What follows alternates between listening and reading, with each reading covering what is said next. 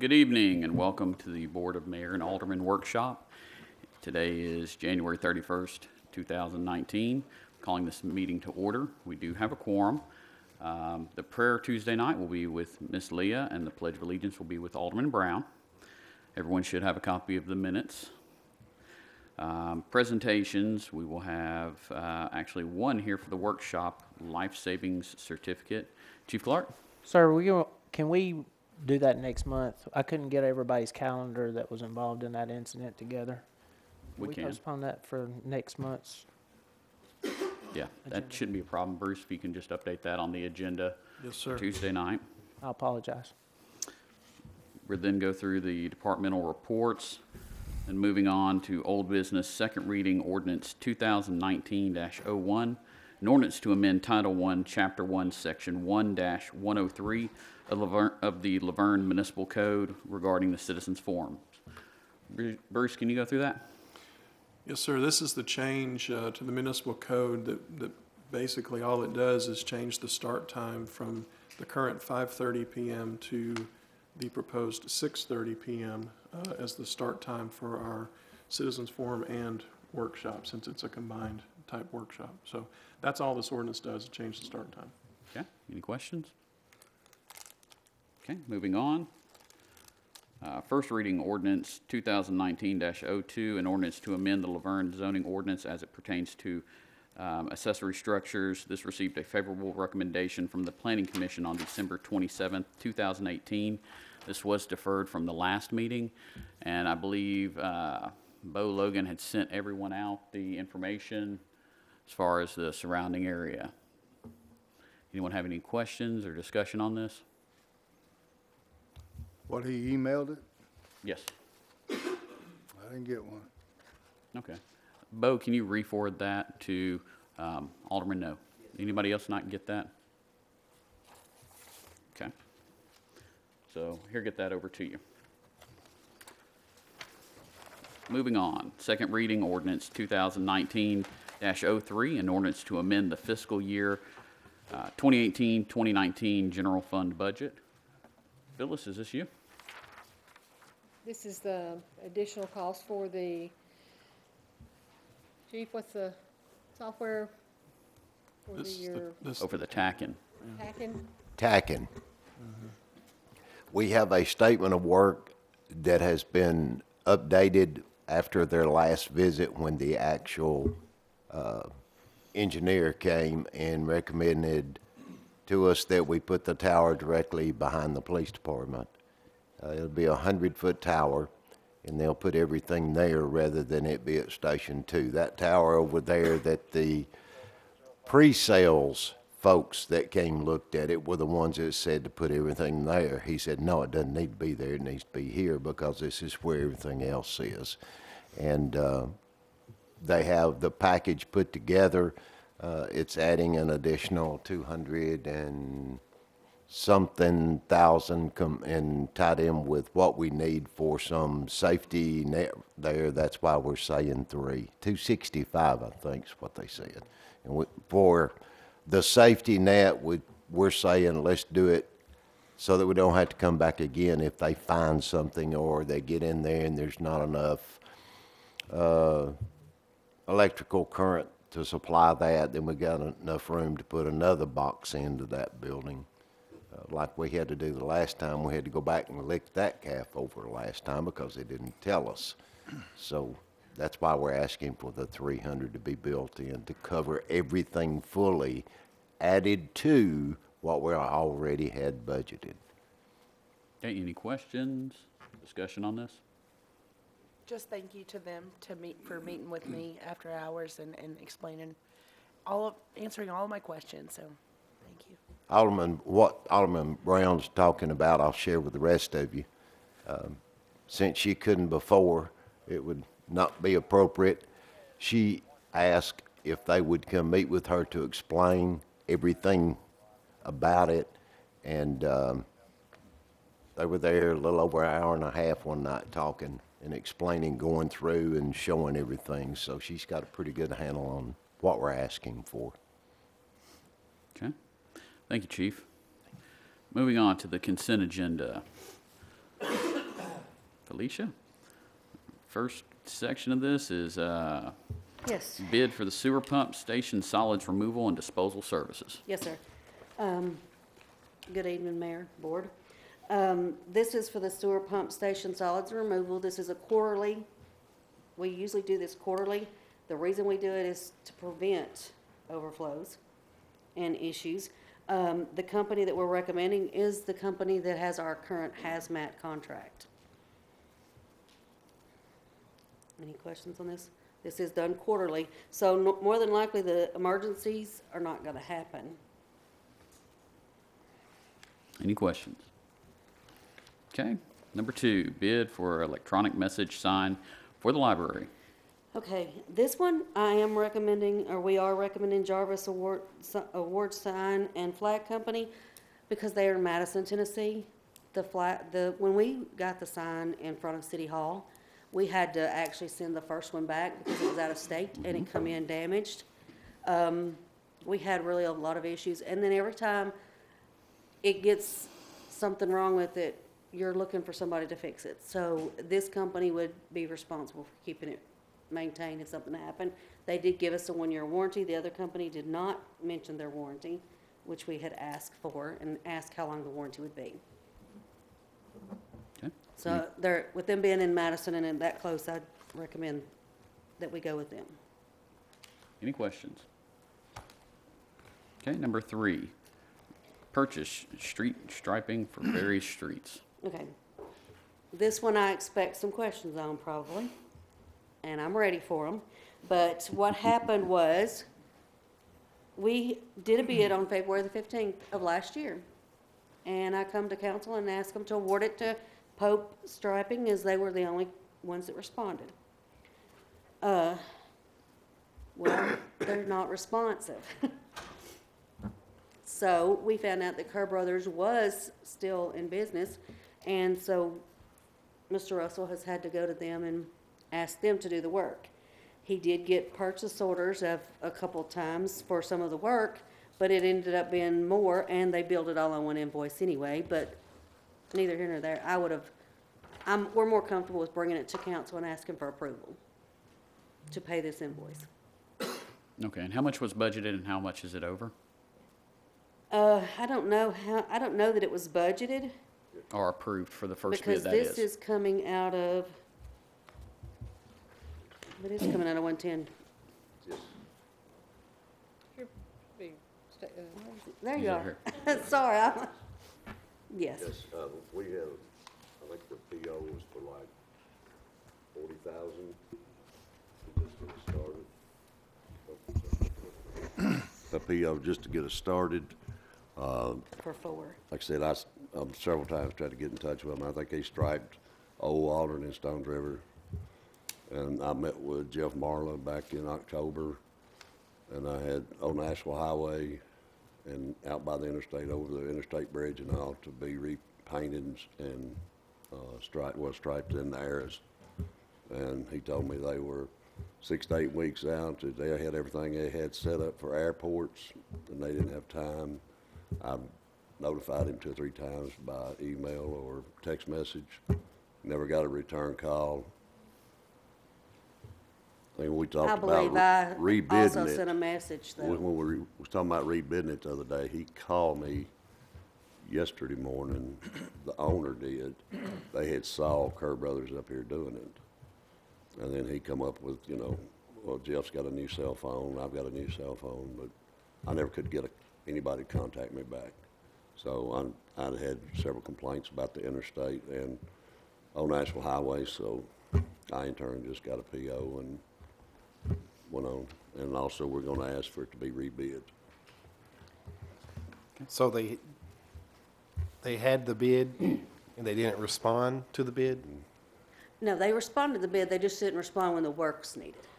when the Is work's what we're needed? saying. When he needed the work done is when they didn't respond. When he called me back yesterday, he said, we can handle it now because we bought 2 more trucks, we've done this and we've done that. And I said, we're gonna rebid it. Any more questions? So the 28,000, that's not good enough, we want to rebid it some more? Well, I mean, Well, the problem is Well, Kerr Brothers here's- doesn't have the current bid. Right, here's what I'm thinking, and I think Garland, springtime coming up, paving companies with, and even though that's a large amount to us, of course, but with springtime coming up, that is a minute amount to what people are gonna be Oh, yes, yes. wanting to get out there, so, we don't do a lot of it. If it's only a main road or something like that, is when we have to have it. Now, when we're paving in subdivision, we don't need it.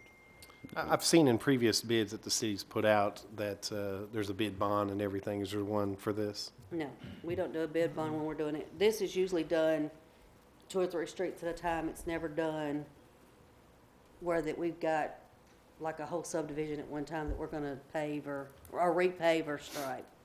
And we have a paper trail supporting everything that we've tried to contact them. You know, and I've talked to him, and he understood it, but they work for all the airports around the country, I guess you Right. could say, so. But I guess I can say it, they go where the money is. Yeah, that's what it No, sounds we're not, like I told him, we're not spending $100,000 a year. Yeah. Airports might be, but we don't, so. And are we gonna keep that bid number as the low bid? Or do we go back to the other, was there other companies that bid on this? The only company that bid on it was Pope. Okay, There's only about 2 companies around here that does that, right, and they've just got into it in the last year, okay. so. Okay, moving on to number 4, GSA contract, copy machine for the fire department. This is, I was requested to get it's a small copier, like we have in purchasing, and this is for the Fire Station 1, so that they will have a copier at their station. And this is off the GSA contract. This is just a formality. It's $69.99 a month for 39 months. But any lease I bring to the council, no matter what the dollar amount is. Any questions? Okay, moving on, proposal, fireworks for 4th of July celebration. Casey? This was originally supposed to be, I think, on last month's meeting, so some of the dates were wrong. And they wanted to go with a 3-year contract, which benefits us because it keeps the cost low. But this year, we're just trying to go with 1 year. That we tried, Felicia, they didn't call you back, did they? No. Okay, we were waiting on them to get back with us about changing it to, 3 years and some of the verbiage. But we're wanting to stay with 1 year for this year, just 1 year agreement, and then next year we'll look at maybe doing a 3-year contract with it. So it's the same company we've always used. They do a fantastic job. And price might be different by $300, but that's just regular inflation stuff. So I tried to talk them into getting some bigger shells, but they said the houses are too close, so they can't do that. But but it's always a great show. So it's the same company. What's the reasoning for wanting to go with 1 year versus a 2 or 3 year contract? Well, they want to go with 3 years so that inflation, we're locked in and it doesn't go up on us. Mm-hmm. It'll stay that way. So if we can get it on the agenda for next year and then maybe do a 3-year agreement with them, then our price won't change around much. Yeah, 3-year contracts is what they're looking to do. 2-year option, price is fixed at $13,500. Yeah, so that's why they want to do it as well to keep our costs down. So when they're already locked in for this year pending y'all's approval, so. So the highlighted area where it talks about the agreement offers 2 option years, is that saying we're locked in for the remaining 2 years at this rate? what we're needing to do is stay with the 1 year now, because by law, we cannot enter into a 3-year contract unless we bid it out. So we've been doing it 1 year at a time, because there's no bidding requirements for one thing. Well, now they're wanting to come back and do a 3-year contract. Well, we haven't had time to bid it out, so what we're asking for this time is to go to a 1 year. We're waiting on the revised paperwork to Right. show 1 year, and we don't have that yet. But the paperwork that's in front of us tonight It's for shows 3 years. 3 Right. years. So Correct. we'll have that before the meeting? That's, we're hoping Yeah, we'll but have we're that hoping, we before thought we Tuesday. were going to have it before the workshop. Yeah, that's what you mentioned in And your if we email don't have it last before night. the meeting, what do we do, defer this? Probably, yeah. Yeah. Yeah. And we do have a little bit of time on it, but we want to get locked in as soon as possible. And what we'll have to do, since we don't have the paperwork ready for tonight, we'll take this off the consent agenda, put this down under new business. Right. And that way it's not under consent. Right. Okay. Okay, moving on. We've got purchase Ballfield maintenance conditioner. Right. Well, that's actually a little more detailed than than what it says. They're going to come out and till the fields, laser grade, and put new product on the field. And that's something we typically do, you know, as needed, but it's been 3 years since we've done anything, put anything on the fields or laser graded them. And with the possibility of a new ball league coming in, it's time. It needs to be done now, because the longer you wait, the more expensive it is. So this company that I'm suggesting that we go with, we've used in the past several times, Warner Athletics. They do a great job, and plus we tried to get 3 quotes, but only one other one responded, was Russell Batting Cages. We went tried to get with Southern Athletics. They've done some stuff for us in the past, but they kept saying they were going to give us a quote, but they never did. So what we have are these 2, and obviously Warner Athletics is a lot cheaper. I did talk with Phyllis about it. We can pull it off without having to do a budget amendment, I think. Isn't that what we said, Phyllis? We're hoping to, yeah. Yeah, we're hoping. So the way everything's going to shake out, but it really needs to be done, because if we have to wait another year to do it, then it's going to be, the price obviously goes up. So. Okay, any questions about this, guys? So provide and install and grade a half a load of premium. Now, that's a half a tractor trailer load. That's a half a tractor trailer. Yes. Distributed between 8 or 9. That will be actually a half a load per 2 fields. So you'll get 1 tractor trailer for 2 fields. It'll be a half on each one. 10,000 pounds. Yeah, 4 total tractor trailers. So it's a lot. And what that does is it helps the fields drain properly, or much better, because a lot of times places around here aren't playing when we're playing because of the way our fields drain. And that safe coat, it causes the water to seep down into the soil underneath it, and you can still play on the surface. Would this be a cost that we could pass through to the tournament, Steve? The tournaments will, and AC will tell you, our tournaments are a flat fee to the city. But the 8,000 required to the 8,000. ball league, which they've already agreed to in the user agreement, if approved by y'all, we'll start getting on a regular yearly Yeah. basis. AC, That's the hope. Yeah, in the contract, it says the 8,000 is to help with the field. Exactly, yeah. Yeah. So it'll help offset that cost.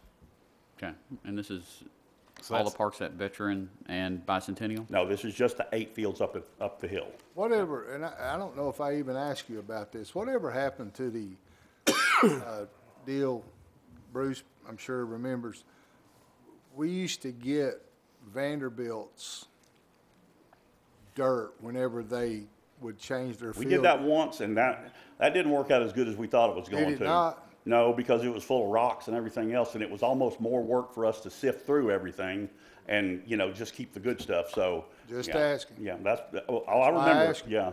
I was out there with a shovel. We were all trying to dig that stuff out of there. All right. But, it saves money, but I don't know if it offsets the price when you're, all the manpower it takes to get just what you need out of it, so. Okay, thank you, AC.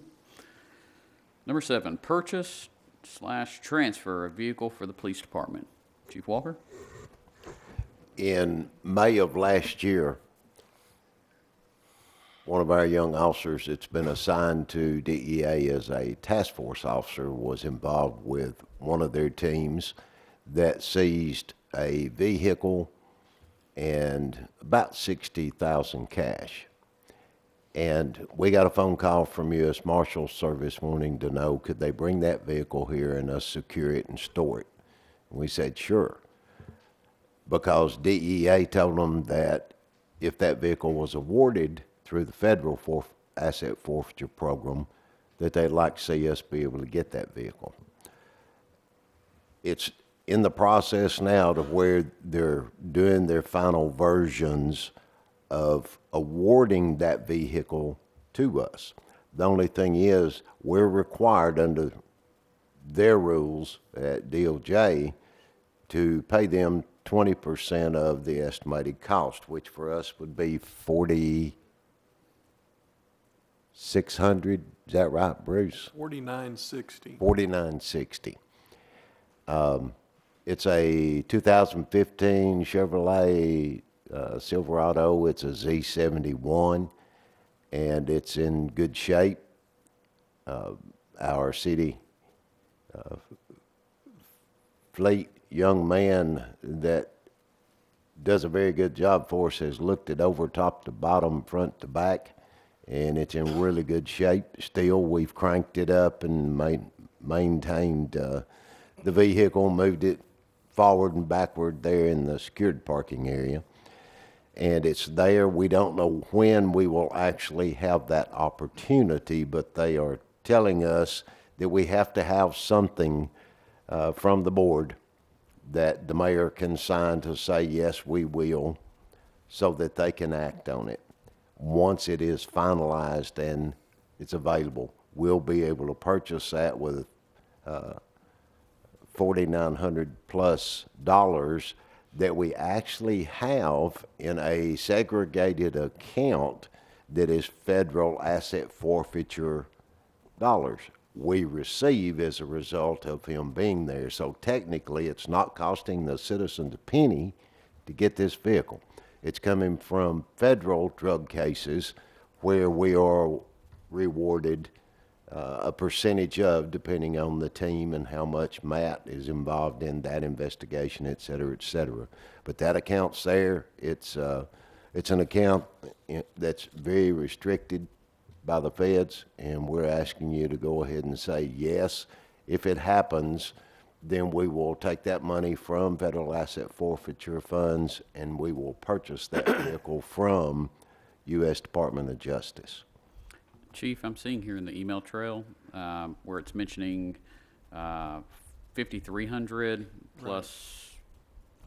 Well, that was the front end. That was their estimated on the front end, but now they've come back and said 4,960 is the 20%, right, Bruce? Well, actually, I was getting ready to say something. Okay. The original email back from May said the total would be 4,960. Okay. There is a revised email that I just found myself. It's 53. It's 5,300 plus $3.25. When they actually got it there at DC or at their headquarters office for that part of the office in DOJ that handles these, when they went back, I don't know if they used different blue book number or whatever for the value of it, but it did increase slightly, yes. But that's still not general fund dollars. That's still Feds seized. put a processing fee on it. Well, actually, it's going to cost us less because they have taken off the storage fees Right. since we had it, so they're giving us some credit for that. It's why we're getting it so low. And that account has the roughly 5,300.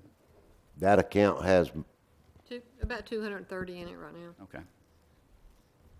Okay, any other questions? So will you sell that on Gov Deals or no, keep it? no, we're keeping it to assign to Matt Moore so we won't have to buy one. The one he's driving now is about ready to roll over on its back and kick its little wheels and say, put. It's worn out.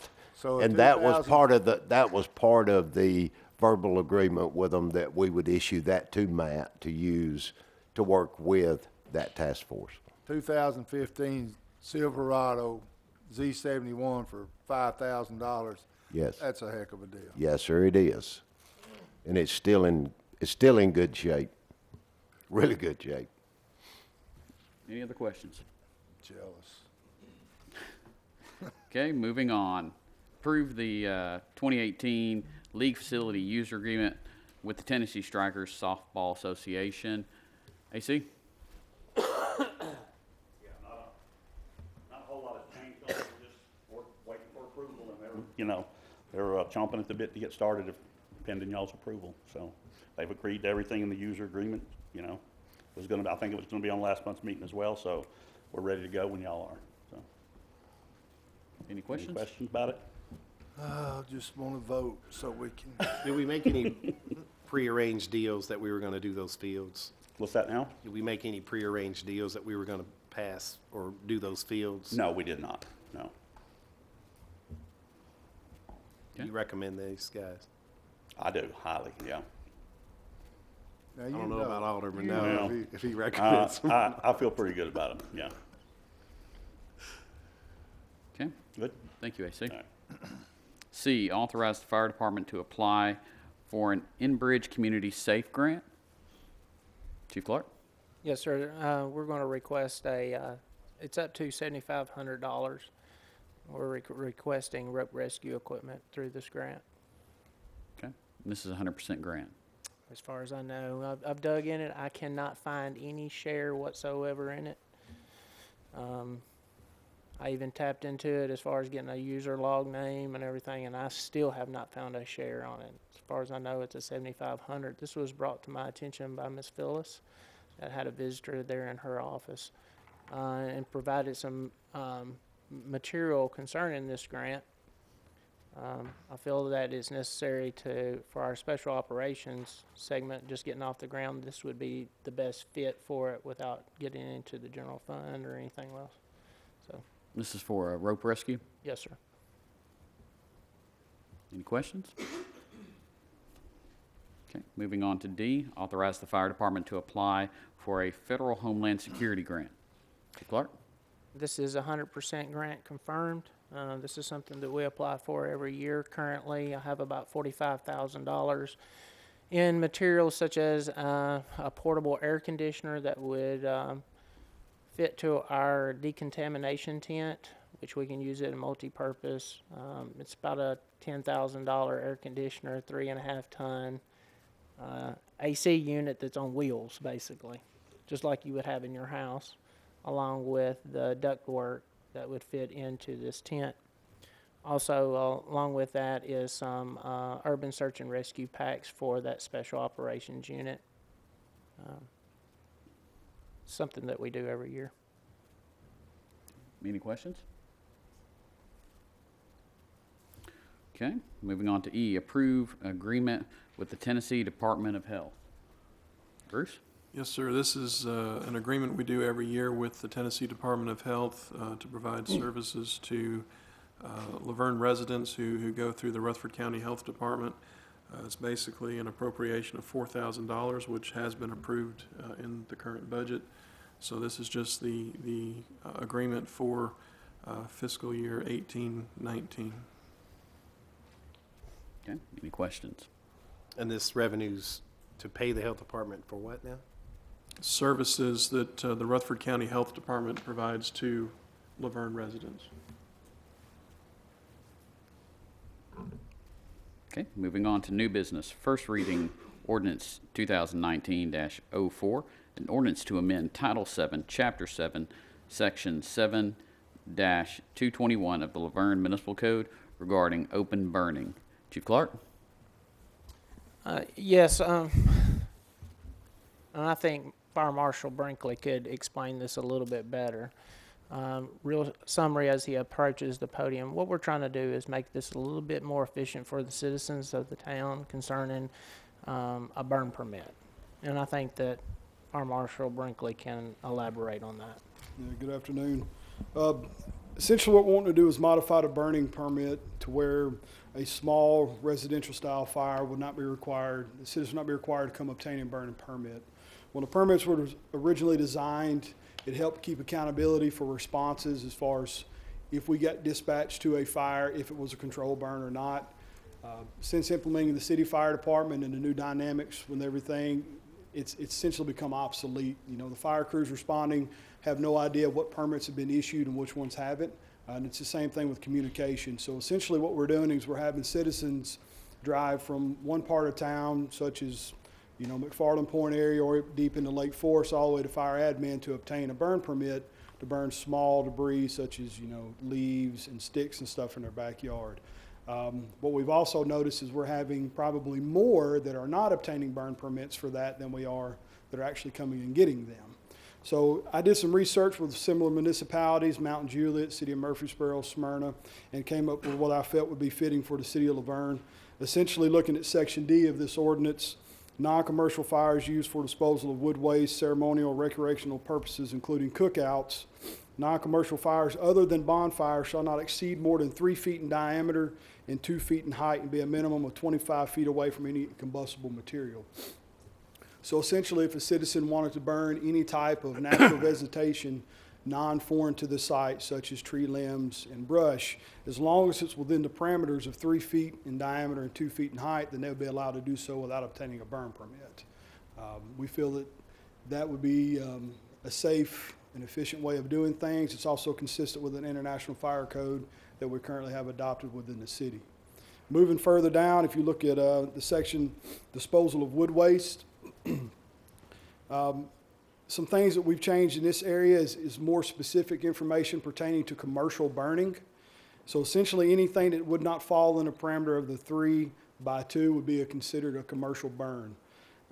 We already are implementing these rules through the fire code and through what the fire department has requested. We're just wanting to essentially put it in ordinance. Burning of wood waste shall require an air curtain destructor or other approved device, which is already current. Debris pit with debris to be burned shall not exceed the height of the pit wall, which is something that I'm currently enforcing when we're issuing these permits. Must be no less than 200 feet away from any other combustible materials, including structures and forest lines. And also in ordinance, it would put that we are requiring an on-site inspection, which is what we're currently doing anyways. And then obviously, providing that they're in compliance with all that, then we'd issue the burn permit for 30 days as we have been traditionally. With the density of our city and the amount of businesses and buildings and houses that we have in such a dense area, I think 200 feet would be very safe, also in conjunction with the International Fire Code as well. And this does have the exemption in there for bonfires, pit fires. Actually, if you refer back to our old ordinance, you were supposed to even have a burn permit for a bonfire. I was attempting to get that to where we didn't have to have a permit for a bonfire, but even according to our current fire code, it states bonfires shall have a permit. So they're still allowed. We did put restrictions on them. If you look at section E, bonfires shall not exceed 5 feet in diameter, 4 feet in height, must be a minimum of 50 feet away from any other combustible materials. The only difference is we're putting a size restriction on it, trying to establish a safe distance, and they would still have to come obtain a burn permit, but that essentially hasn't changed other than just the size restrictions. So it would allow someone to exceed the 3x2 and not be considered a commercial burn, providing that it's a recreational bonfire. Is this going to affect the property clearing or things like that? As far as commercial, is clearing a company and business-wise, you're talking about like a residential, somebody with agricultural portion? Well, it could be either or in Laverne. Okay, so agricultural, if you look at section H, fires used to clear land consisting solely of vegetation grown for land and forest and game management purposes, that would cover what we would consider an agricultural burn. So what we do, if someone comes in that wants to clear out a fence row, if they have a larger amount of acreage, then we'll issue a 30-day permit for agricultural burning. That is different than what we'd consider a commercial burn. A commercial burn will be solely for the intent of disposing of large amounts of wood waste, primarily from a commercial standpoint, whether it's residential building, construction, or if it's an actual commercial business. And I think we went away from that in the early 2000s with an ordinance. Correct, Bruce? I really don't know. I don't know the answer to that. I think there was a time we had problems with the developers. They were pushing all the debris and everything in these piles. So this doesn't allow that to happen again, because there was times there were 10 or 12 burn pits going around in Laverne. So if a commercial, we'll say they're excavating property to clear land for residential homes, what they would have to do is essentially dig a pit. Right. The debris would have to remain inside the pit and not exceed the height of the pit wall. Then the air curtain destructor would essentially force air over top the burn, down in the bottom, recirculate it, accelerates the burn to where it burns faster and hotter, and theoretically would allow more of the combustible materials like ash and such to not be as And this keeps rampant. all that in place? Yes, sir. That's all that would be in this ordinance. Thank you. So you're trying to help the citizens by not having to come up there and get a burn permit and not waste their time, basically, and just let them, as long as they stick to this rule, burn kind of at will, sticks, leaves, as you say. Yes, sir. Without a burn permit. Now, I came up to get a burn permit one time, and because of the weather was dry, I didn't get a burn permit. They wouldn't let me get one. So what if a private citizen takes it upon himself to do that? As far as burning in a time that we would feel would be unsafe, then we would do it in any other fashion, whether this would be in existence or not, or we stay with the current burning ordinance. If at any point in time our department felt, or the state or county for that matter, felt that it was too dry to burn or unsafe conditions, then we would post it, through social media, news outlets, Channel 3, and so forth. Most of the time, that stuff is broadcasted very rapidly in the event there is a burn. Going back to some of the rules that we had on the current burn permit would now actually be placed within the ordinance. So if you look at section M on this chapter, what we're proposing is what we were asking the citizens to stand by anyways is actually going to be placed in ordinance. The exemptions. Yes. So the rules, essentially, what they had to abide by permit. When we issued you the permit, there was rules on there that you had to go by. Instead of actually telling them the rules, we're placing this in ordinance, so the rules are actually more concrete, so to speak. They're codified. Yes. Any other questions? Thanks for explaining that. Thank you. Yes, sir. Moving on to number 9, Resolution 2019-03. Resolution of the City of Laverne Board of Mayor and Aldermen to declare property owned by the city to be surplus to the city needs and directing disposal of the same. Bruce? Yes, sir. This month, for surplus property, it's basically fire department items. There's a kitchen table listed, and then there is a large lot of various fire and rescue equipment, which I don't know what they do, but Chris Clark can certainly explain those. Basically, this is older equipment that we have found sitting on shelves over at Station 3. It's been there for a long time. It's older equipment. I feel like we will never touch those again, and we can maybe put that on Gov Deals and get some money in return. As far as the kitchen table, that was brought in 1996. It stands up on its own. However, we've kind of outgrown, and we currently have a new table in place. It stands up on its own. It stands on its own. That's sad. That's good for a table. Thank you for that description. You're welcome. Moving on, Resolution 2019-04, a resolution to enter into a contract with the Tennessee Department of Transportation for the State Industrial Access Program for improvements to Bain Drive. Bruce? Yes, sir. We've been working with the Chamber of Commerce and Panatone Development Group and TDOT as well. We've had several meetings. There is a building project that everybody I'm sure is aware of off of Mason Road, Bain Drive area, where they're building several large buildings. One of those is Project Bear, which, you know, it's going to be a good thing for the city. In the process of that, trying to get that project to come here, Panatone has asked us to see about seeing if we could improve Bain Drive and make that more of an industrial access road off of Waldron Road that goes back to the project. So we have worked with TDOT and of course the Chamber. It looks like they are willing to approve this, but we have to apply for it first. So this resolution essentially enters into a contract with TDOT to apply for this grant for this State Industrial Access Program to make these improvements to Bain Drive in hopes that we can get this done fairly soon.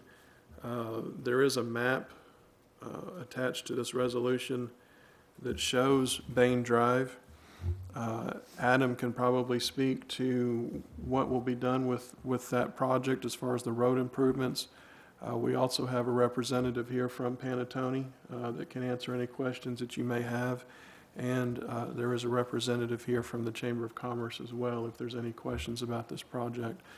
But basically, this is just applying for the State Industrial Access Grant funds to build this road project. My understanding is that this is going to be the basically the main in and out for this area, which is going to relieve a little bit of traffic off Mason whenever it's opened. Correct. Okay. Anyone have any questions? Will we be responsible for any of the easement purchases? Item number 12, which we do not have a written agreement at this point. Item number 12 deals with an agreement between the city and Panattoni. They have agreed to pay basically the matching portion that we're going to have to pay for this grant. And if you'd like to call Jeff up to ask him about that as far as what portions they're willing to pay and everything, I would suggest that. Because he can explain it a whole lot better than I can. Good evening. My name is Jeff Connexty. I'm representing with Panattoni Development Company. I think this project, as far as the grant goes, we've worked closely with the city and with TDOT, and we don't know the exact budget yet, but we feel comfortable enough to move this forward. Project Bear really wants to see this road upgrade. I think it's the right thing to do for the city. We're going to start out by paying for the engineering of it. We're going to hire Kimberly Horn to do that. It'll probably cost Panattoni about $100,000 to figure out what right-of-ways need to be acquired. We really need to get a survey crew out there to define what that area is like. And so I don't think there's going to have to be a right-of-way, but if it is, the way it works with TDOT, that is split 50%, I believe, with TDOT, and it will be with us. So this road shouldn't cost the city any money. It's going to be basically between us and TDOT. And the private properties that are interrupted, are they going to be compensated for that? They would, if that's the case. I think there's plenty of right-of-way now to do it without private. You know, we might have to get on some people's property, but it's in the right of way. The nice thing about what TDOT has agreed to, typically this grant program, they don't pay for a curb and gutter system. And so it's usually a drainage ditch, and that takes more room to construct. Here, TDOT, knowing that the right of way is tight, has agreed to fund curb and gutter. So that'll help us keep everything down. And frankly, it looks a lot better, especially, you know, if there will eventually be sidewalks along that road. It's a lot cleaner look. You don't have to deal with you know, the drainage system like we talked about the other night. In regards to easements or right-of-way, yes, anything that we have to acquire for this project, which there again, we're hoping we don't have to. Yes, we would have to go through our regular process to acquire those easements or right-of-way, you know, get appraisals done and go through the negotiation process and everything, just like we do for any other major project that we have to do. From what my understanding is, any costs that we incurred doing this, you guys are going to pay us. Correct. Because you know that you're $100,000 for one step, it could be another. It's going to be several, I it'll be mean, you're several talking, $100,000. you know, that we'll- $500,000 Right. out of pocket. Correct. We just want to make, I mean, it's fair for the city, of course. We want to make it fair for you. What we don't want is a bill at the end of all this and say, oh, we didn't realize it was going to be $600,000. Well, neither do I, right? I mean, at some level, if it is $600,000, we're going to have a conversation, right? But I think it's the right thing to do for the city. I mean, right now, we're committed to doing it. We're committed to spend at least $100,000 in civil design to figure out what the next step is. I don't think it's going to cost that much, but you don't know until you do it. Right. And so that's where we're at. And once we know what the funding amount is going to have to be, you know, if we get awarded this grant, essentially, we could still turn it down if it's going to be too much. Correct. So there is a way out in case the costs are going to be too high. But we have to get the process started. They have to do their engineering and surveying and whatnot to know what that cost is. It's a win-win for everybody when it's, absolutely you know, it gives you a nice entrance. It gives us. Great road. You even mentioned sidewalks in the industrial area. I love that. So it's a big debate right now in the city. I know. It's a good private-public partnership there. Absolutely. So our say thank you Great. from our citizens for this type of partnership. Perfect. It's not finalized yet, but it's definitely a good step forward. Great. Thank you. Thanks. Especially the people that live up on Mason Road.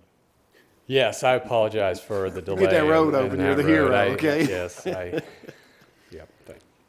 Thank you. Moving on, Resolution 2019-05, a resolution to adopt a property tax freeze program for eligible seniors for 2019 and subsequent tax years.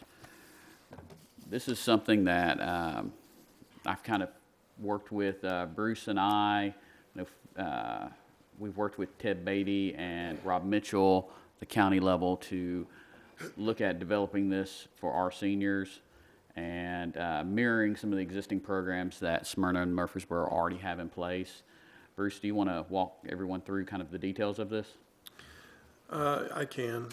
Essentially, you know, this would put a property tax freeze program into place for the city of Laverne and eligible seniors. I believe it's 65 and older, as long as they meet the current income limits that are imposed by the state.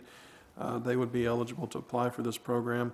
And what it does is it essentially, when they apply and when they are approved, it would freeze their property taxes at whatever that current year. So we're starting this program for 2019 taxes. So if they apply and are approved for 2019, you know, and forward, their property taxes will be frozen at that level unless they make improvements to their property, in which case their assessment would go up, or they sell their property.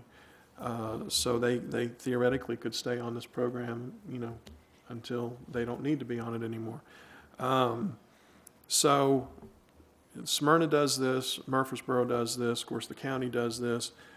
This resolution also would basically appoint the Rutherford County trustee, which is Ted Beatty's office, to accept the applications for this program on our behalf. The residents have to apply to the county anyway if they want to freeze their county taxes.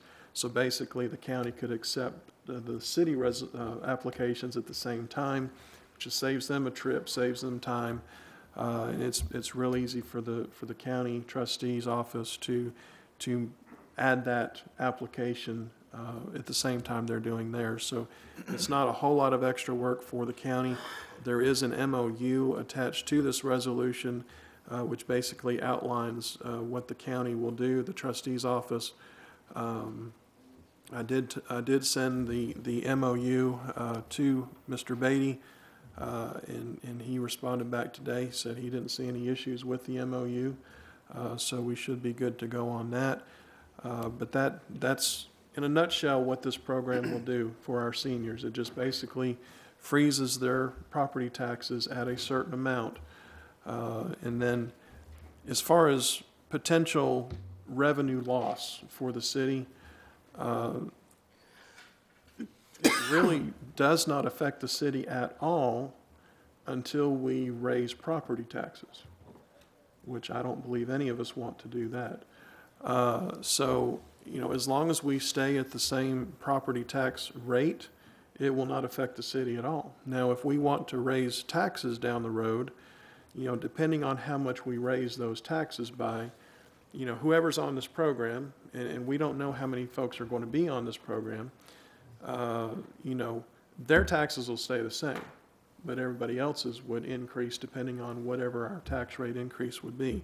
So, you know, you would have some difference there as far as the effect on the revenues. I did a quick summary today. I'll hand these people, pass them down. Just with some possible scenarios if we were to raise property taxes, which here again we're not proposing.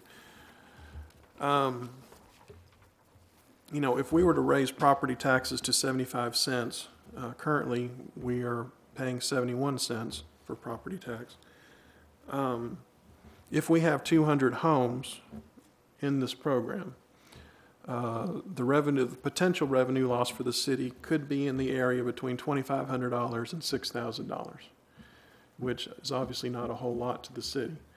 If there are 500 homes on the program, the potential revenue loss could be in the range of $6,250 to $15,000. There again, it all depends on how many people are on the program and how much their homes are worth, how much property taxes they're paying. So there's really no way for us to project what the actual revenue losses would be for the city.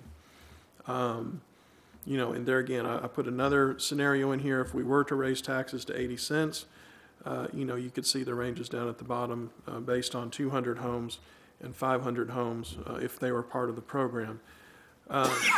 Currently, you know, we have the tax relief program already in effect here in Laverne. There are currently 191 properties on that program, and I believe the income limits are lower for that program.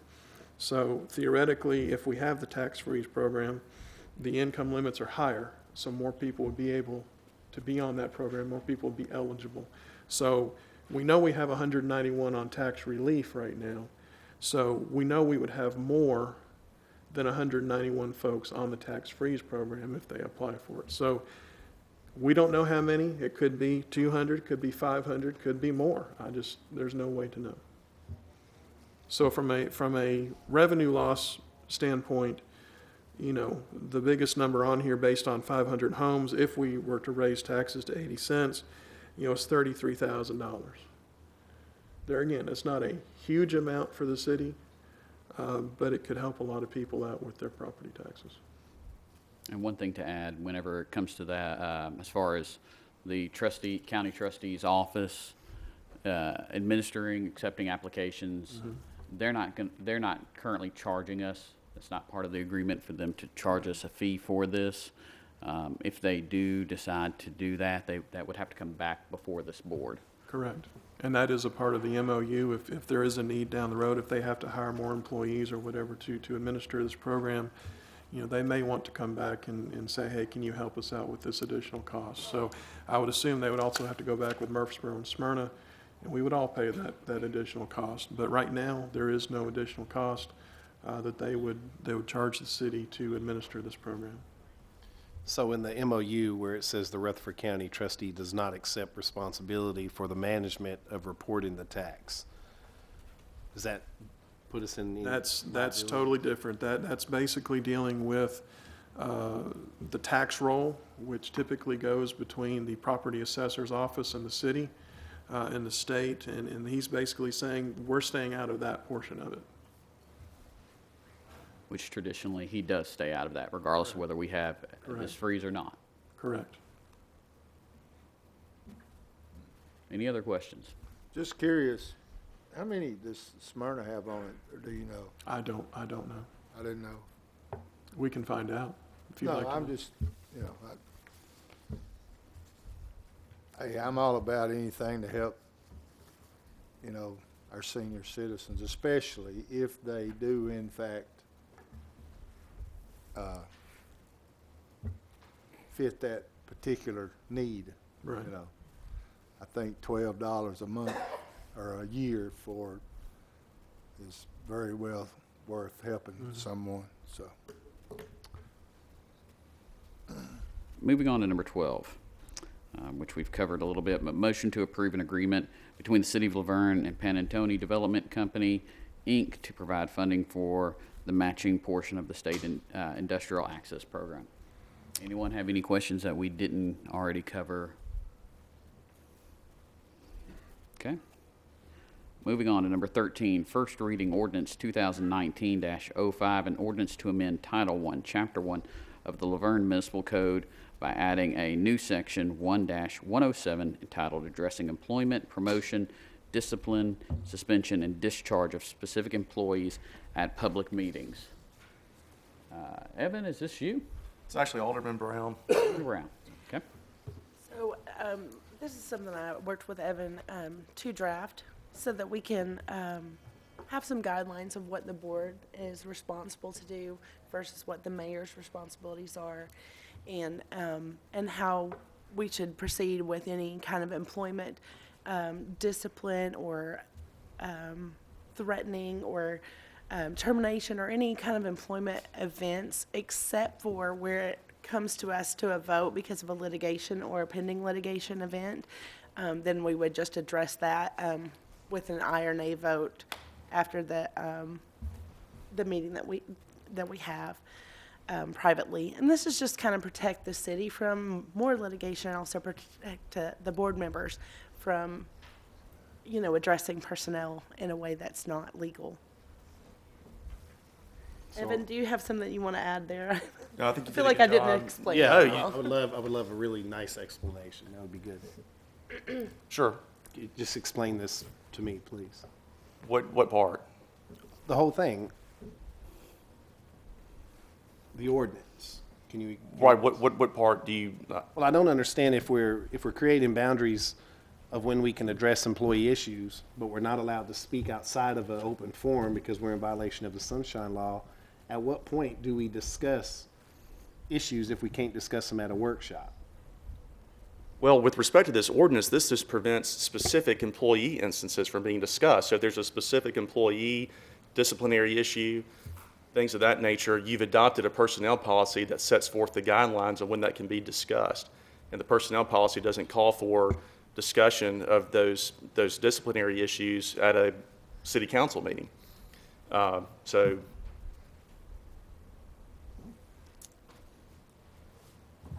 So it doesn't, yeah.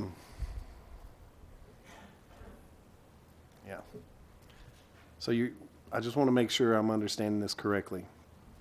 So if I have as I have in the past, address something that our current administration may or may not be involved in, I'm not allowed to do it at an open meeting. I mean, I don't know specifically, if I understand your question, you're not allowed to say if Jane Doe, if there's an employee issue you're aware of with respect to Jane Doe, this ordinance would prohibit any member of the city council from discussing Jane Doe's employment issue if it's going through the personnel policy process. So if the mayor has hiring and firing powers, when is a good time to approach the mayor with issues with employees? I don't know how to answer that. I don't know when would be a. They're wanting to pass an amendment to prevent that from happening at an open meeting. So I need someone to define, to me, when is it appropriate to discuss things when it comes to personnel issues with the mayor? Well, I assume you could talk to the mayor anytime you wanted to about a personnel issue. That's not what I've been told from you, and it's not what I've been told from the mayor.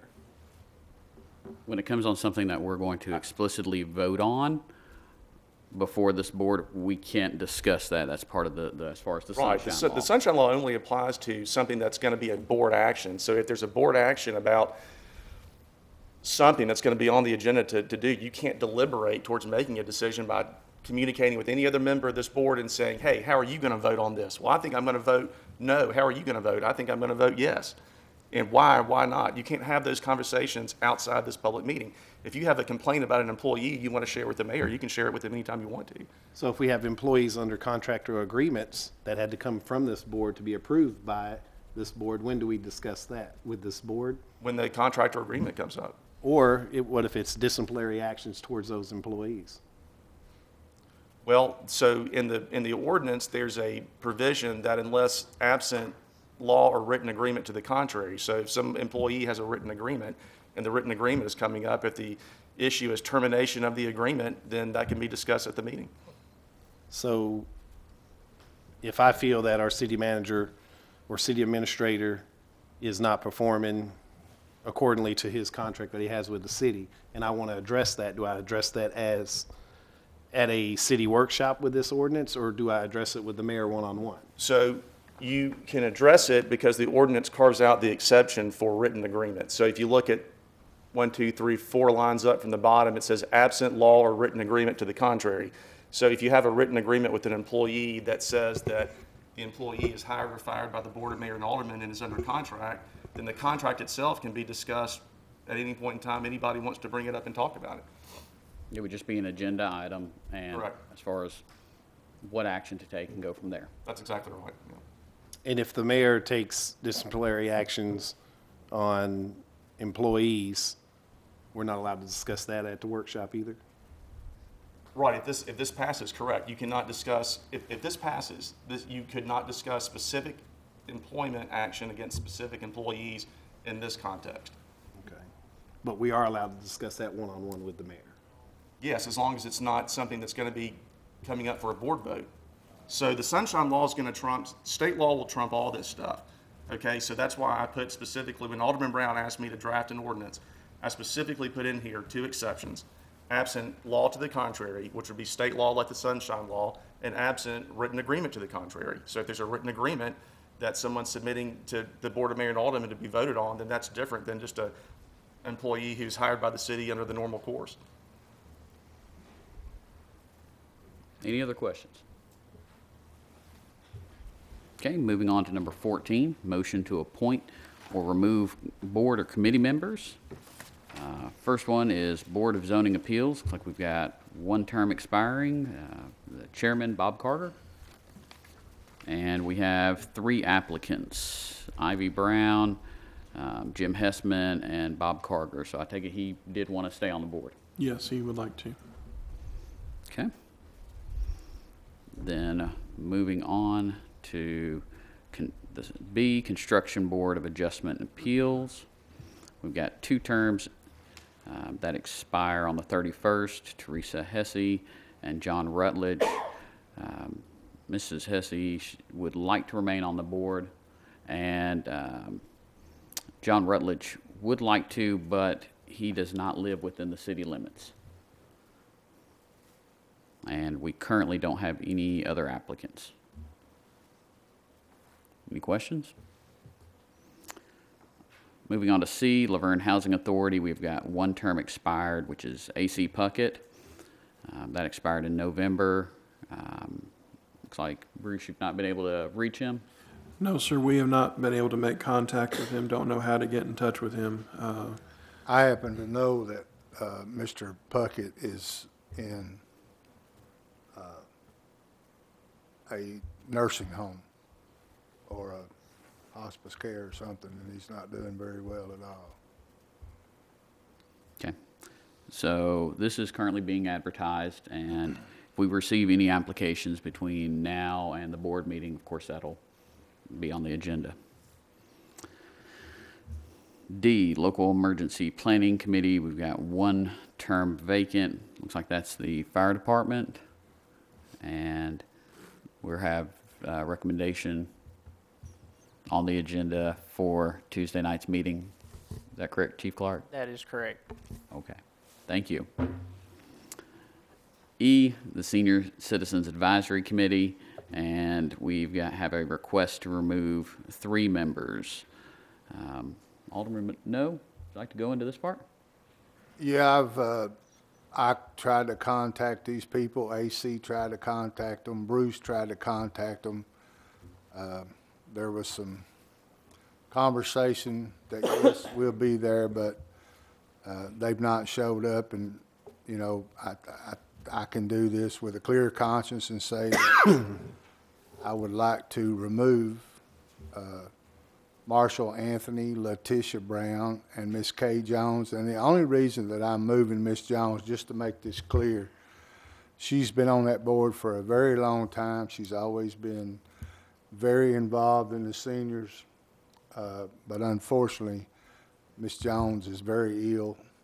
I'm not sure that I can tell you what's wrong with her, but I can tell you that she's very ill, and me and AC had a discussion about it. But those 3, they can't be showing up, and we've got some good applications. I guess I can recommend Tuesday night who to put on it, correct? Not tonight. Is that right? Well, in the past, what we normally do is once the motion is made and approved to remove members, we wait until the following month to make actual appointments. If this board would like to, on Tuesday night, you can make a motion to remove the 3 members, and then you could turn around and make another motion to appoint applicants to those newly created vacancies. And we do have a total of 5 applications that we've received for this committee. So, you know, it's up to the board as far as how you would want to proceed with those vacancies. And Bruce, we typically do that for advertising purposes. Correct. To be able to let the public know that those positions are open. Correct. We put it on Channel 3 and advertise that and take whatever applications we get during that following month and then make the appointments at the next meeting. That's normally what we do. Okay. Me and Bruce spoke about this last month at length. And, you know, if we, with our boards, and I think they're very important, we got 5 applicants. And if we just keep putting that off, you know, if we as a body have the power to say, let's take this off, let's put this on in the same night, then the next meeting, we can have a full quorum at our meetings. you know, but if we just keep putting it off, and then like the last meeting we had, we didn't have enough. We didn't have enough people, so we couldn't have a meeting.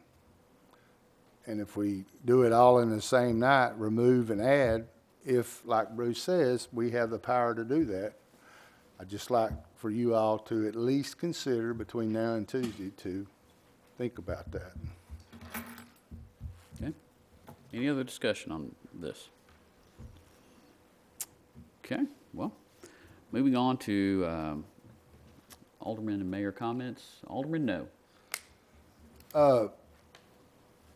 I think everybody in Laverne knows Miss Mary Skinner, and her husband passed away. I was fortunate to go to the funeral home. I never met the man. I was glad I went. So, and then my next thing, after listening tonight, especially, fire department, you're all over it with your 100% grant things. I like that. That makes everybody happy. We're excited about baseball Tuesday night. I'm hoping we get this thing approved, and man, we just want everybody to, for the lack of better words, just to start running that mouth about baseball. That's it. Alderman Jones. Nothing. Alderman Brown. Thank you. Vice Mayor Church. Nothing.